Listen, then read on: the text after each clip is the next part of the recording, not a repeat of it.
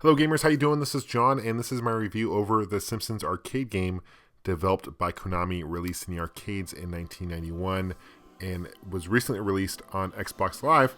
And once I found that out, I was really excited because this game really has been ported to many consoles. It had been ported to the Commodore 64 and DOS in the 90s, early 90s, and those ports honestly weren't very good. And the only opportunity I really had to play this game since playing it in the arcades back in the day was probably through MAME.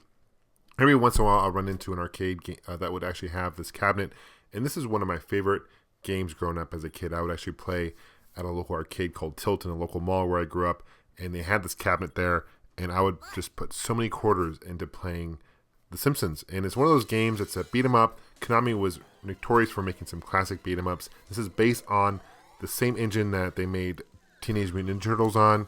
They also made X-Men on it. And it's based on, obviously, The Simpsons, which we're all very familiar with. And the story basically starts off with Smithers. It's stolen a diamond. They bump into The Simpsons, and Maggie accidentally swallows it. So Smithers takes Maggie away, and you're the family, and you're supposed to go and save Maggie. Each Simpsons character has his own attribute. Bart has his own skateboard that he actually uses as a weapon. Marge has a vacuum, and Homer punches, while Lisa uses a jump rope. There are two mini games within the arcade. You have one, you have to pump these balloons up really quick. You have a second one later on where you're supposed to slap your character, kind of wake them up. But they sound silly, and they really only add point value. They don't really add anything to the story. Kind of similar to what you'd see at Street Fighter 2, for example. There are also a number of weapons throughout the game, including a hammer, a slingshot. You can throw items as well, including soda cans and trash cans. Cap can see what's in your environment that you can use to your disposal to help injure your enemies, because the more players that are playing this game at one time, the more enemies are going to be on screen. There are also 8 stages in the Simpsons arcade. Each stage has its own boss battle. And one thing I don't really like about this game, it's true with a lot of Konami beat 'em ups, is there's no power gauge as far as what the enemy has left. So you don't really know how close you are to defeating your enemy. Instead, they blink, and it's very arbitrary. And imagine the more characters and more players you have on the screen, the harder it is to, defeat the boss. It takes more hits. But it would have been nice if they actually included power gauge to get a sense as far as how close you are to defeating your enemy. Each stage has a new theme and new enemies they have to face, and each stage obviously gets a little bit harder and harder.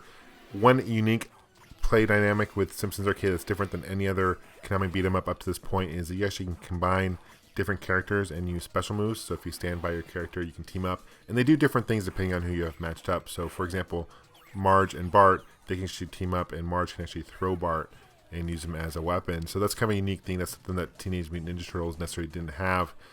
Something similar to Turtles is the ability to have a special move by pushing both attack and jump at the same time. Each Simpsons character's move is unique. For example, Bart can swing a skateboard. Marge, to me, is probably the most funny. She actually leans her ass into the enemies and hurts them that way, which is hysterical.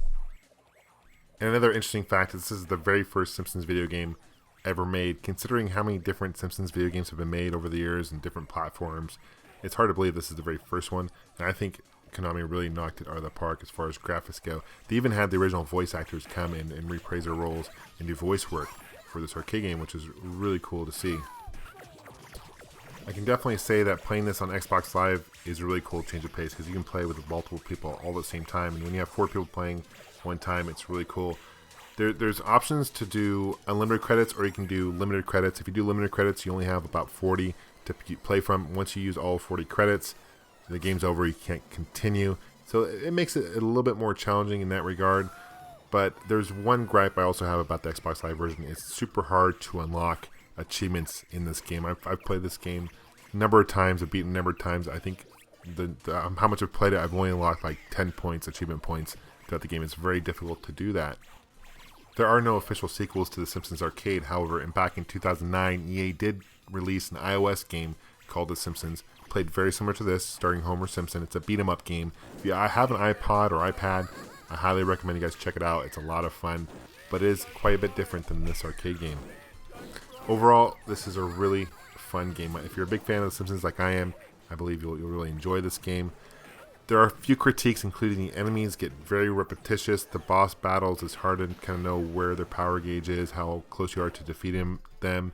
But overall, the graphics are a lot of fun for early 1991. The voiceovers by the original actors is a nice touch. and is definitely a game I recommend. Thanks for watching, thanks for subscribing, and we'll see you soon.